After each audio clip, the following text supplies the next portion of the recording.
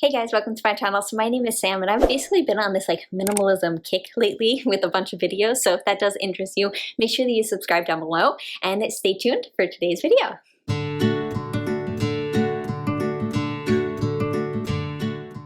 So many people have these revelations that made them become a minimalist. Maybe they end up, I don't know, something happens drastic in their life, or maybe they decide to go on a backpacking trip and realize that they only need 4 things in their life and now they're an extreme minimalist.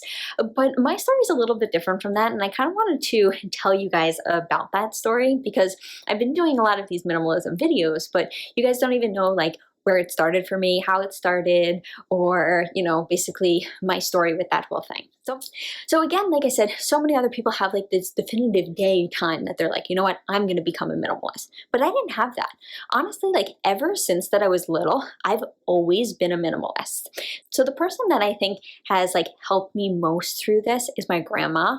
And I think that I've adapted a lot of qualities from her. And it's actually been a kind of a subconscious thing that I've been a minimalist ever since I was little. So my grandma, she's the type of person, she's super, super sweet. She's so dear to me. And she's the type of person that if you leave I don't know, glass on the counter and come back 20 minutes later, it's already cleaned up. She's already put it in the dishwasher, even if there was a little bit of drink left and you were coming back to it later.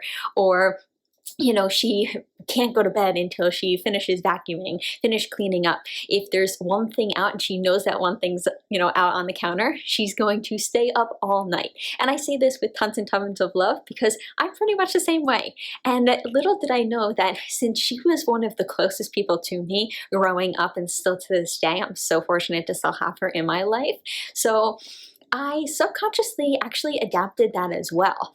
And so ever since I was little, I've had these qualities. And actually so many people have even jokingly made fun of me for these qualities because, for example, when it came to my sister's birthday, right? I didn't have a lot of money, but because obviously I was a little kid, but I wanted to help her out. So I would say things to her like, hey, I'll clean your room for your birthday gift. Now, she had so much stuff in her room. Now, literally, think of the exact opposite of me. She had things piled up, 20 different purses, 20 different of this, 20 different that. So she had so many things, but me, I enjoyed cleaning. So I'm the type of kid, I'm 10 years old and I'm offering to clean her room for her birthday as her birthday gift. She was like, oh, sweet, I don't have to clean this. This is awesome. But for me, I actually enjoyed it on the flip side too. So I remember one time that my grandma was actually over the week that I was cleaning my sister's room for her birthday one year. And I tried to do it, I wouldn't say every year, but it definitely was a tradition that often I would do it for my sister's birthday gift when I was little. And my grandma was cleaning with me because, like I said, she had the same mindset. So she's like, oh, you're cleaning? Yeah, I'll join. So we ended up cleaning my sister's room. And every single thing that I came across, I was like, haven't seen Vicky use this. Vicky's my sister. So I haven't seen her use this in 3 months. I'm getting rid of it. My grandma was like, you can't throw away her stuff. And I was like, she wouldn't even know what's missing.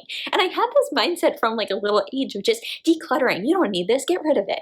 And everyone was always laughing at me like, wow, you're 10 years old and you already have this mindset of getting rid of things. And if you go in my room when I was little, there was a bed, a dresser, and that was it. There wasn't too much. Now, sure, I do have a guilty pleasure. I do collect elephants, or at least I did when I was little. I had tons and tons of stuffed animal elephants, but I would just clutter my whole entire bed with them and they would just stay to that area. But they still gave me value when I was little. Again, that's topic for another day. Elephants are literally my favorite animal. I'm hoping to go there for my honeymoon, go to Thailand, play with elephants. In the future, my nursery, I'm planning on taking all of those elephants and making a little elephant baby nursery. So I'm definitely going to use them down the line, but regardless, I digress from that. But ever since I was little, I did have that very minimalistic mindset. Now, even on top of that, not even just cleaning things and stuff, but let's say my mom would go out and buy something, right? She bought some things off Amazon or whatever. I'd keep telling her Mom, you don't need that. And like I said, ever since I could remember, even when I was 5, 6, 7, I always had the mindset of you don't need that. Or I would get money for my birthday and other people would go out and spend this money. I saved it. And I just saved all of my money. I used that for college down the line. I used that for things.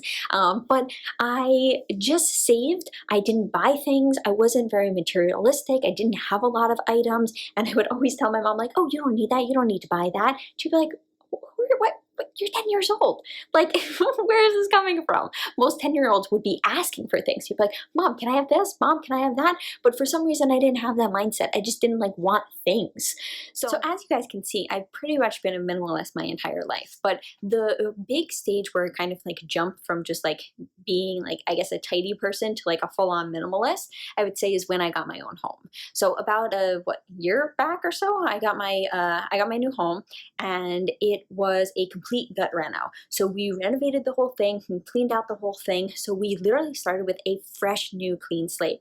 So I literally said from where I was before living at my parents' house, I said, I am only going to bring over the things that really, truly bring me value, that are, absolutely a necessity. Everything else I am going to purge, everything else I'm going to get rid of.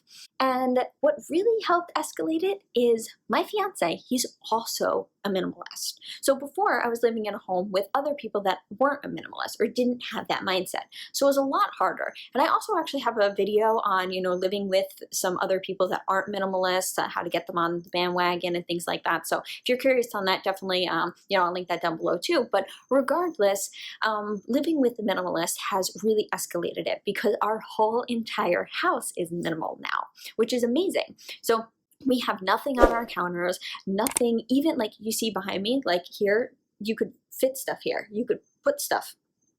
We have nothing. We literally have nothing to even put, and we love it that way. We live in a 750-foot square foot apartment. I guess you call it apartment. We live in like a 2-family home, and we rent out the other half, and we live in the top half, which is the smaller portion. So, and we love it, love it, love it, love it that way. So with that, that's kind of how I've escalated it, living with a minimalist, being able to have my own space now, and living in my space the way that I really want. So with that being said, that kind of just gives you like a quick rundown of kind of like where my thought process all started from. Kind of gives you a little insight into little baby Sam when Sam was a lot younger, kind of what her thought process was then and where her thought process stands now. So with that being said, thanks for watching, and I'll see you guys next time. All right, bye guys.